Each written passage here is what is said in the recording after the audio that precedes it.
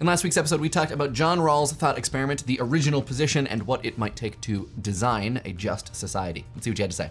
So one big topic of conversation that I did not anticipate, and I should have, was the fact that what John Rawls seems to be suggesting by saying you should have a group of humans who don't know anything about themselves designing society, is that there is a portion of that work, or maybe the entirety of that work, can be done by computers who have no identity, or by an artificial intelligence, by robots, by, in some cases, people said that you could just do it with pure mathematics. And so I posted a comment, I don't know if you saw it, that was pinned at the top of the comment section that allowed people to sort of gather around that idea and have that conversation. And it's one that I think is really, really interesting. And I think people come at it from a lot of different ways. And if you have the time, I highly recommend reading some of this comment thread. I will say that for my part, I am still sort of skeptical of it, because to me, it sounds like a rehashing of a lot of the problems that we've talked about on Idea Channel before, which is,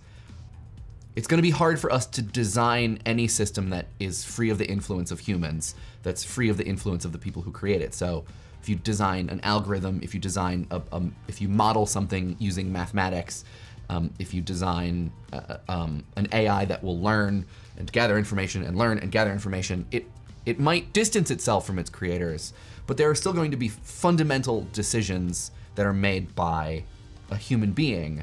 And so I think you run into a lot of the same problems, but the way that people were addressing this exact counter argument in this thread of comments, I think is worth a read, and it's really great, and dang, y'all are smart.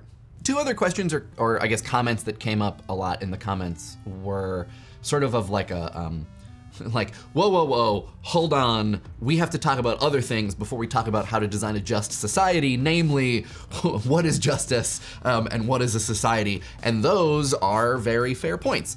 Those are things that John Rawls in his book actually does spend a fair amount of time on. He discusses pretty briefly what we might consider a society to be, but he does spend a fair amount of time on his idea of justice as fairness, and, you know, builds it up, defends it for a little bit, and I think makes a good case for his perspective.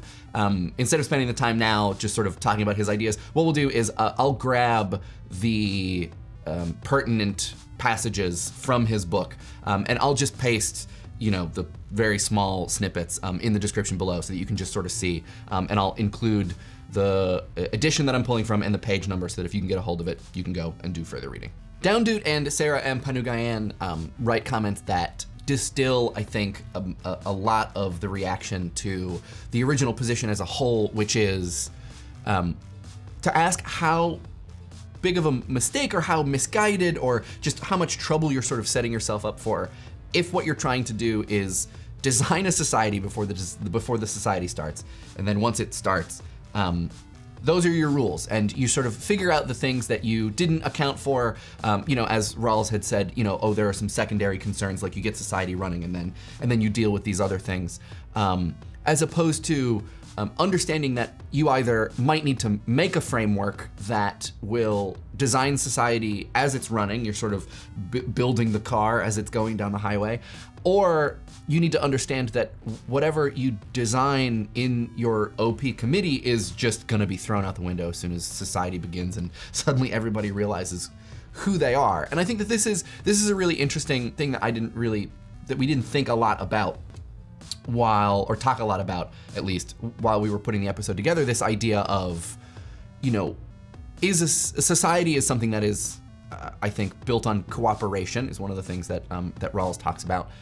And part of that cooperation involves relationships between people in situations that are always changing. The people are always changing, the situations are always changing, and so the society would always have to change in response to it. And so that, I think, is a part of this conversation that we didn't really have, which is how mutable must a society be? And are we mistaken in thinking of it as being, you know, as stable as we maybe did in last week's episode? I don't know. It's gonna be a thing I'm gonna think about a little bit. Abe Dillon brings up a really great point that John Rawls actually does address in his book, and it's the one of risk and of being a gambler. Like, why wouldn't you just take the risk? Let's say you are a born risk taker in the original position, and you say like, hey, whatever, like I'm gonna go for it, and I'm gonna make the world super great for one kind of person, just on the chance that I will be that person. And Joshua Chamberlain responds and basically lays out the long and short of what Rawls's counter argument to that is, which is that, you know, people should be risk averse in this situation. They can be self-interested, but should still be risk averse. And that, you know, Rawls put forward a couple reasons for that. We actually had a passage, I wrote a passage in the script that was about this very thing that got cut just for length. So what we'll do is I will post that in a public post on our Patreon, and you can go and take a look at it and see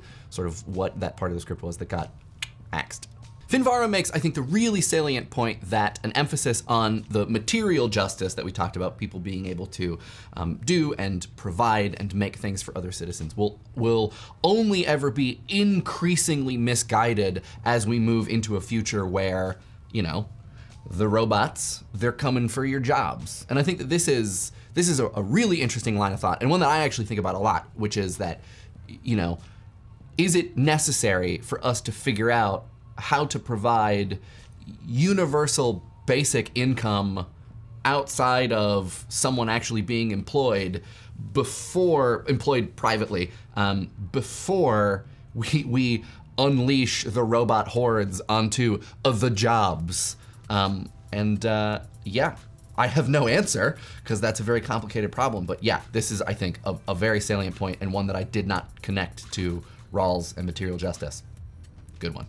And finally, Kayla Haffley also makes a really salient point, which is to question whether or not, while in the original position, you might not know anything about yourself, but are there facets of the language that you would use that would indicate something about what is preferable or what is good? That are there ideas about identity, are there ideas about how the world does and should work that are baked into how you communicate with one another, even if you do not know anything about, or ideally don't know anything about, your identity or the identity of your interlocutors? And, you know, we've talked about this a little bit on Idea Channel, and the answer is a resounding maybe, who knows? But I think is a great point when talking about the original position, not as a pie-in-the-sky thought experiment arranged by some sorcerer, but as a methodology to try to